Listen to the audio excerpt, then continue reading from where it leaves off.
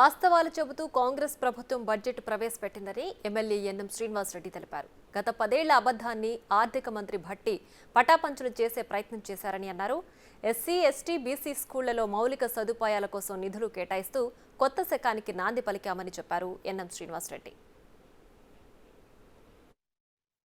BRS పాలనలో ప్రవేశపెట్టిన budget ఎట్లుండేనంటే, మీరు మీడియా మిత్రులు మీకు తెలుసు, యూట్యూబ్ ఛానల్లో తంబనేళ్ళు పెడతారు.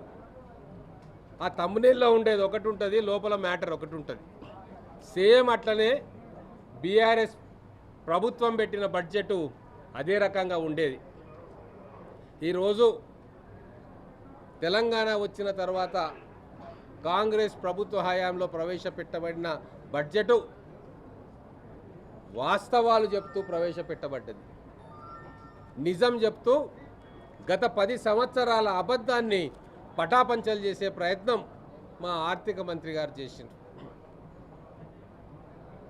ఏంటివా నిజాలు అంటే, 10 సంవత్సరాల తర్వాత కూడా ఇంకా గురుకులాలకు భవనాలు లేవు, ఎస్సీ, ఎస్టీ, బీసీ రెసిడెన్షియల్ స్కూల్స్కు భవనాలు లేవు, ఎస్సీ, ఎస్టీ, బీసీ హాస్టళ్లకు భవనాలు లేవు, మౌలిక సదుపాయాల కల్పన శూన్యం.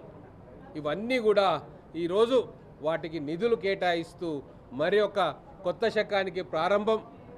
దానికి సూచిక కాంగ్రెస్ ప్రభుత్వం ప్రవేశపెడుతున్న మొదటి బడ్జెట్. దళిత బంధు అనౌన్స్ చేసిండ్రు, అరచేతిలో వైకుంఠాన్ని చూపించిండ్రు, కానీ ఎక్కడ కూడా కేటాయింపులు లేకుండా ఆ స్కీమ్స్ అన్నిటినీ బుట్టదాఖల చేసిండ్రు.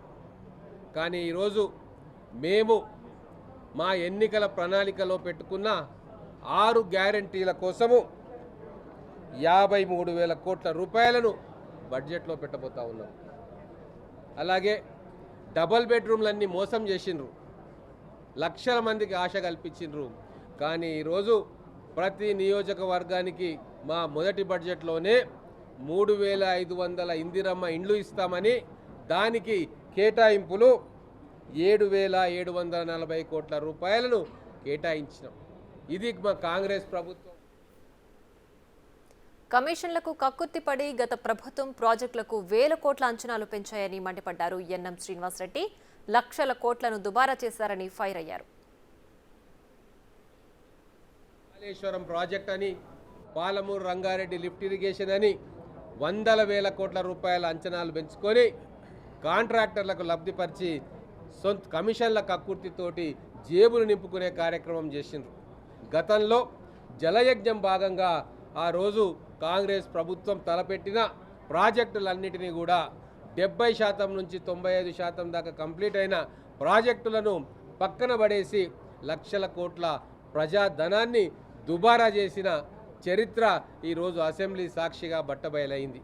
అందుకే ఆ తప్పులను సవరించుకునే విధంగా గతంలో దాదాపుగా పూర్తి కావగడ్డ ప్రాజెక్టులు, కల్వకుర్తి లిఫ్ట్ కావచ్చు, భీమా లిఫ్ట్ కావచ్చు, ఎస్ఎల్బీసీ సొరంగం కావచ్చు, అలాగే దేవాదుల ప్రాజెక్టు కావచ్చు, ప్రాణహిత చేవెళ్ళ లింక్ ప్రాజెక్టులు కావచ్చు, వాటన్నిటికీ కూడా నిధులు కేటాయించుకొని సత్వరమే పూర్తి చేసే ఒక మంచి కార్యక్రమానికి ఈరోజు బడ్జెట్ శ్రీకారం చుట్టింది.